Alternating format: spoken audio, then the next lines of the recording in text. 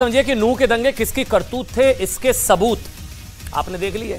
पूरी प्लानिंग के साथ हुआ, भड़काया गया, फिर उकसाया गया, दंगा कराया गया, लेकिन इसका सबसे ज्यादा खामियाजा वो लोग भुगत रहे हैं जो यहां देश के दूसरे राज्यों और शहरों से 2 जून की रोटी की तलाश में आए थे। नूह आप जानते हैं खामियाजा ये लोग भुगत रहे हैं। देखिए आप, पत्थरबाजों ने पत्थर बरसा लिए, गोलीबाजों ने गोलियां चला ली, शहर में आग लगा दी, शांति भंग हो गई। लेकिन इस आग ने उन लोगों को घर छोड़ने, शहर छोड़ने पर मजबूर कर दिया। सबसे दुखदाई तस्वीर आज, सबसे दुखदाई और शायद सबका सर शर्म से झुका देने वाली तस्वीरें ये देखिए। अब घर बार छोड़कर जब जाना पड़ता है तो क्या महसूस होती है। घर बार छोड़कर पलायन को मजबूर, जो सिर्फ मजदूर के तौर पर यहां आकर काम करना चाहते थे। विडंबना ये कि ये जो लोग गुरुग्राम जैसे शहर के बड़े बड़े दफ्तरों में काम करते हैं ना, उन्हें तो वर्क फ्रॉम होम का विकल्प दिया जा रहा है ना, WFH वर्क फ्रॉम होम, लेकिन इन मजदूरों के पास कोई विकल्प नहीं है ना। ग्राउंड पर मौजूद न्यूज 18 इंडिया के रिपोर्टर्स ने पलायन को मजबूर ऐसे कई परिवारों से हमने बात की। इनमें से ज्यादातर हिंदू परिवार हैं, लेकिन ये लोग डर की वजह से नूह छोड़ रहे हैं या फिर काम बंद हो जाने की वजह से, रोजी रोटी पर आए संकट की वजह से। हमने ग्राउंड रिपोर्ट में हमारे रिपोर्टर्स ने बात की, क्या पता चला देखिए आप। मार्केट बंद हो रही, कुछ काम धन बंद हो लिया, अब क्या करें बैठे बैठे। अच्छा। खाना के लिए तकलीफ हो रही। हाँ। सब बात की परेशानी हो रही है। अब कहीं जा रहा है, अपने देश जा रहा है। हाँ, डर लड़ाई हो गई इसलिए अपने जा रहा है। कुछ ना काम ना धंधा, कुछ नहीं। यहाँ का ये हंगामा हो गया। हाँ। ये गाड़ी माड़ी जला दी, वो हंगामा हो गया, इसलिए हम भाग ले डर की मारी। हाँ। हाँ जी। कितने लोग अब तक यहाँ से निकल चुके हैं? यहाँ से तो कम से कम 1000 आदमी निकल गया होगा। गाड़ी ना खुल रहा है, खाने पीने को कहाँ है। अच्छा, तो आप कितने किलोमीटर से पैदल आ रहे हैं और कहाँ तक पैदल जाएंगे? 3-4 किलोमीटर पैदल आ रहे हैं। हाँ। और कम से कम पलवल तक जाएंगे, जहाँ साधन मिल जाएगा तो ठीक सही है, नहीं तो पैदल ही जाएंगे। डरना है, मेरे को खाने को नहीं मिलेगा, मैं यहाँ क्या करूँगी। डरने से क्या है, मतलब यहाँ पे काम नहीं है, कर्फ्यू की वजह है, पैसे भी ना है, ठेकेदार ने पैसे ना दिए, क्या करूँगी यहाँ रह के। हाँ जी, हंगामा हो गया है यहाँ से, इसलिए कुछ काम मजदूरी नहीं लग रहा है बाबूजी। हाँ जी, क्या पता चला है? काम होता है, अच्छा, क्या हो गया था? अब पता है, मैं दूर गए थे सर, 10 किलोमीटर दूर गया था। मैं तो रात को 8 बजे आया था पैदल, यहाँ पुलिस खड़ी थी वहाँ पर, चल गया था। आप जानते हैं हैरानी की बात यह है कि 31 अगस्त को जो नूह, मेवात का नूह कई घंटों तक हिंसा की आग में जलता रहा ना, पिछले 70 वर्षों में इस पैमाने पर कभी इस तरह की सांप्रदायिक हिंसा वहां पर नहीं हुई। लेकिन इस बार सब कुछ पलट गया, बदल गया। जबकि मेवात और नूह के बहुसंख्यक मुसलमान आज भी अपने आप को महात्मा गांधी का अनुयायी मानते हैं। तो फिर आज सवाल है कि भाई, अहिंसा के रास्ते पर चलने की शिक्षा देने वाले गांधी जी के अनुयायियों के शहर में ऐसा क्या हुआ कि लोगों के हाथों में पत्थर और हथियार आ गए? क्या हुआ ऐसा? 1947 में ना कहानी सुनिएगा आप, ये बहुत दिलचस्प है। 1947 में बंटवारे के समय महात्मा गांधी मेवात के घसेरा नामक गांव पहुंचे थे। उन्होंने वहां रहने वाले मेव मुसलमानों से कहा था कि उन्हें यहां से नहीं भगाया जाएगा। गांधी जी ने मेवात के मुसलमानों से अपील भी की थी कि वो भारत छोड़कर पाकिस्तान ना जाएं। मेवात के मुसलमानों ने उन्होंने अपील की मेवात के मुसलमानों से, गांधी जी ने, क्योंकि ये उनके पूर्वजों की जमीन है। और कहते हैं कि मेवात के मुसलमानों ने गांधी जी की ये अपील मान ली और वो भारत छोड़कर नहीं गए। महात्मा गांधी जी ने तो मेवात के मुसलमानों को देश की रीढ़ की हड्डी कहकर संबोधित किया था। लेकिन अगर आज महात्मा गांधी जीवित होते तो उन्हें मेवात के अल्पसंख्यक हिंदुओं की स्थिति देखकर बहुत दुख होता और शायद वो एक बार फिर दोनों समुदायों का भरोसा जीतने मेवात जरूर जाते। पर गांधी जी अब नहीं है। और बात रही देखिए भरोसे की ना, तो 2019 में CAA के विरोध में नूह के मुसलमान भी आंदोलनरत हो गए थे। ये वो हम आपको अलग अलग तस्वीरों के जरिए समझा रहे हैं कि CAA के दौरान क्या हुआ था। मतलब जब नूह में 25,000 मुसलमानों ने CAA का विरोध करते हुए, तस्वीरें देख रहे हैं आप, 7 किलोमीटर लंबा मार्च निकाला था नूह। जबकि सरकार ने भरोसा दिया था कि देखिए, कानून में कहीं भी देश में रहने वाले मुसलमानों की नागरिकता छीनने का कोई प्रावधान है ही नहीं। CAA का भारत के नागरिकों से कोई लेना देना नहीं है, छोड़िए मुसलमान, वो विदेशियों को नागरिकता देने वाला कानून है। इंडिया के सिटीजन से तो CAA का लेना देना कोई नहीं है। और यह सच भी है कि देश के एक भी मुसलमान की नागरिकता नहीं गई CAA की वजह से। लेकिन कभी गांधी जी की बात मानकर भारत को चुनने वालों ने अचानक से बहकावे में आकर यह तय कर लिया कि जबकि देश की सरकार उन्हें देश से निकालना चाहती है। ऐसा कुछ था ही नहीं।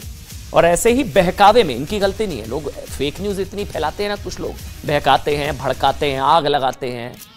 वो इन बहकावे में कि एक झलक 31 अगस्त को हुई हिंसा में भी दिखाई थी। बहकाया गया, बरगलाया गया, भड़काया गया। कई वीडियोस मैंने आपको दिखाए ना। वैसे मेवात के मुसलमान सिर्फ गांधी जी के दिल में ही नहीं बसते थे, बल्कि आजादी के समय मेवाती मुस्लिम, जिन्हें मेव कहा जाता है, मेवाती मुस्लिम मेव, वो कुछ समय के लिए दिल्ली में हो रही राजनीति के केंद्र में आ गए थे। कहानी सुनिएगा, बहुत दिलचस्प है। उस समय के देश के 4 बड़े नेता, गांधी जी, जवाहरलाल नेहरू जी, सरदार पटेल और डॉक्टर राजेंद्र प्रसाद, मेवाती मुसलमानों से जुड़े मुद्दे को सुलझाने में लग गए थे। 5 सितंबर 1947 को डॉक्टर राजेंद्र प्रसाद, जो बाद में देश के पहले राष्ट्रपति बने, उन्होंने देश के गृह मंत्री सरदार पटेल, वल्लभ भाई पटेल को एक चिट्ठी लिखी।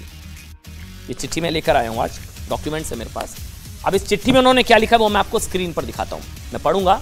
इस चिट्ठी में उन्होंने लिखा कि पिछली रात 500 मेव मुसलमानों की भीड़ करोलबाग आई।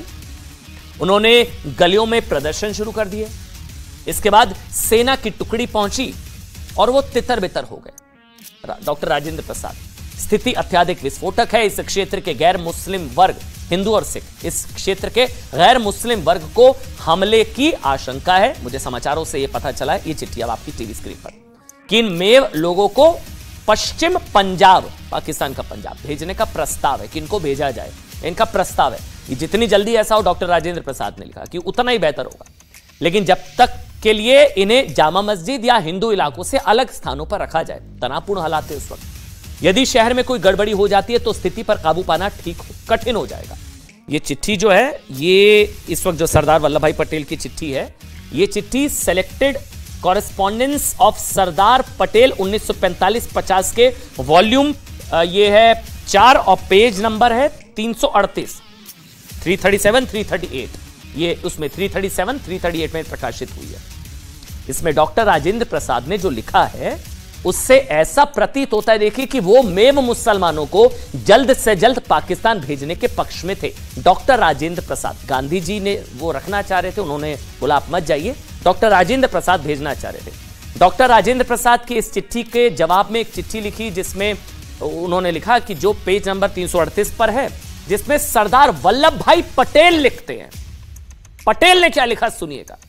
मुझे मेव शरणार्थियों के 3 कैंपों से शहर की कानून व्यवस्था, स्वास्थ्य और सफाई के प्रति गंभीर खतरे का एहसास हुआ है। पटेल, हम कोशिश कर रहे हैं कि सेना के ट्रकों द्वारा इन मेव लोगों को पश्चिम पंजाब, यानी कि पाकिस्तान के पंजाब भेज दिया जाए। पटेल, जामा मस्जिद मेव शरणार्थियों से भरी पड़ी है और वहां की स्थिति असंतोषजनक है। ऐसी स्थितियों के कारण शहर में वास्तव में लोगों के स्वास्थ्य को खतरा है और यहां और लोगों को लाने का अर्थ खतरे को बढ़ाना हुई है। मतलब डॉक्टर राजेंद्र प्रसाद, सरदार वल्लभ भाई पटेल के बीच में मुसलमानों को लेकर ये चिट्ठियां, जो इस वक्त मेरे हाथ में, सितंबर 1947 में लिखी गई थी। लेकिन खुद मेवात के लोगों के मुताबिक 19 दिसंबर 1947 को गांधी जी घसेरा गांव पहुंचे। उन्होंने वहां के मुसलमानों को भारत में ही रहने के लिए मना लिया। सरदार पटेल द्वारा जो चिट्ठियां 1945 से 50 के बीच लिखी गई, उन्हीं में से कुछ को पढ़कर यह भी पता चलता है कि पटेल मेवों और अन्य जातियों के लोगों के बीच बढ़ रहे तनाव को लेकर चिंतित थे। 1948 में गांधी जी की मृत्यु के बाद पाकिस्तान जा चुके कई मुसलमान वापस भारत लौटने लगे। अब यह बहुत दिलचस्प है, सुनिएगा क्या हुआ। 1948 में गांधी जी की मृत्यु के बाद पाकिस्तान जा चुके कई मुसलमान वापस भारत लौटने लगे थे, जिनमें मेव भी शामिल थे। जवाहरलाल नेहरू और उनके कई सहयोगी इन्हें वापस मेवात में बसाना चाहते थे। इस मुद्दे पर कांग्रेस कार्य समिति की बैठक में चर्चा का प्रस्ताव था। ये बात तब देहरादून में स्वास्थ्य लाभ ले रहे सरदार पटेल को पता लगी, तो वो गुस्सा हो गए। Selected correspondence of Sardar Patel volume 6 के पेज नंबर 383 और 384 पर राजेंद्र प्रसाद को लिखी एक उनकी चिट्ठी है, जिसमें पटेल लिखते हैं कि जहां तक मेवों का सवाल है, अलवर और भरतपुर में हमारी जांच में इस बात की पुष्टि हुई है कि पिछले साल 1947 के मार्च और मई में यह बताया गया कि 1947 के मार्च और मई में मेवों का जो विद्रोह हुआ था वो एक सुसंगठित प्रयास था। मुस्लिम लीग की पाकिस्तान की मांग के समर्थन में मेव एक अलग मेविस्तान बनाएंगे। सरदार पटेल, इस बगावत को मुस्लिम लीग ने प्रेरित किया था। डायरेक्ट एक्शन के लिए मुस्लिम लीग ने उन्हें हथियार, गोला बारूद की आपूर्ति भी की थी। ये सारी चीजें सामने हैं, आपके सामने है, डॉक्यूमेंटेड है।